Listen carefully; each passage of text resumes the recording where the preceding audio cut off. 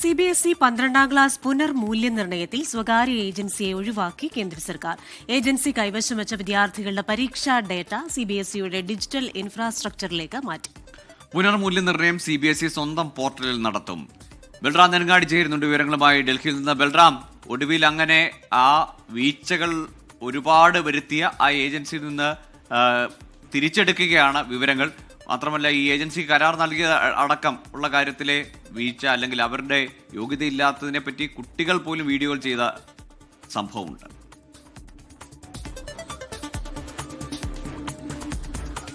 Gokul, Christina, CBSE 12ാം class പരീക്ഷ വലിയ തോതിലുള്ള വിവാദങ്ങൾക്ക് വഴിവെച്ചിരുന്നു.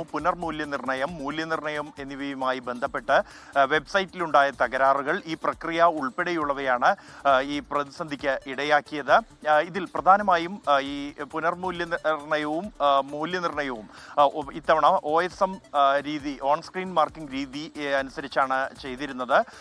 ഈ രീതിയിലുണ്ടായ പാളിച്ചകളാണ് വിദ്യാർത്ഥികളുടെ വ്യാപക പരാതിക്ക് ഇടയാക്കിയത് എന്ന തിരിച്ചറിവിൽ ഈ കരാർ നേടിയിരുന്ന കമ്പനി കോയംറ്റ് എഡ്യൂടെക്കിനെ ഒഴിവാക്കിക്കൊണ്ട് CBSEയുടെ പോർട്ടലിൽ നേരിട്ട് നടത്താനുള്ള ഒരു തീരുമാനത്തിലേക്ക് എത്തിയിരിക്കുന്നു. ഇതിന്റെ അടിസ്ഥാനത്തിൽ പുനർമൂല്യനിർണ്ണയ പ്രക്രിയ പൂർണ്ണമായും CBSEയുടെ തന്നെ ഡിജിറ്റൽ പോർട്ടലിലായിരിക്കും നടത്തുക. അതിനായി ഈ കോയംറ്റിന്റെ കൈവശമുണ്ടായിരുന്ന വിദ്യാർത്ഥികളുടെ മുഴുവൻ ഡാറ്റയും ഇപ്പോൾ CBSEയുടെ പോർട്ടലിലേക്ക് മാറ്റിക്കഴിഞ്ഞിട്ടുണ്ട്.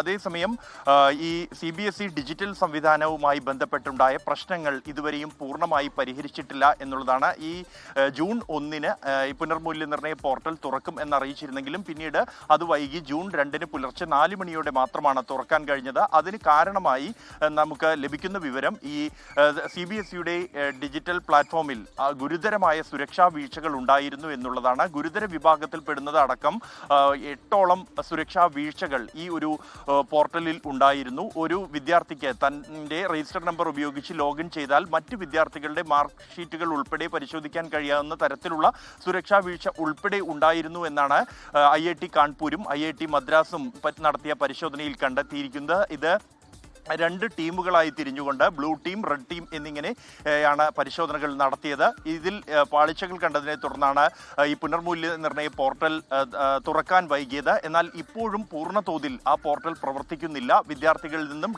അപേക്ഷകൾ സ്വീകരിക്കുന്നുണ്ട് എങ്കിൽ പോലും അതിൻ്റെ മറ്റ് നടപടികളിലേക്ക് കടക്കാൻ പൂർണ്ണമായും ഇതുവരെ കഴിഞ്ഞിട്ടില്ല എന്നുമാണ് CBSEയുമായി ബന്ധപ്പെട്ട വൃത്തങ്ങളിൽ നിന്നും ലഭിക്കുന്ന വിവരം.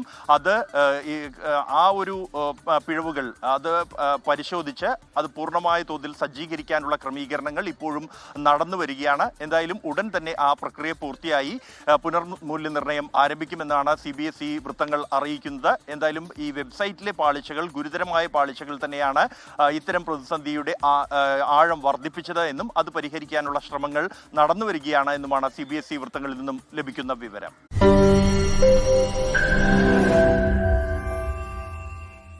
ലോകത്തെവിടെയായാലും ഏത് സമയത്തും 24 വാർത്തകളും ഓഗ്മെന്റഡ് റിയാലിറ്റി പാക്കേജുകളും എക്സ്പ്ലെയിനറുകളും വിശദമായി കാണാൻ ഞങ്ങളുടെ YouTube ചാനൽ നിങ്ങൾക്ക് സബ്സ്ക്രൈബ് ചെയ്യാം.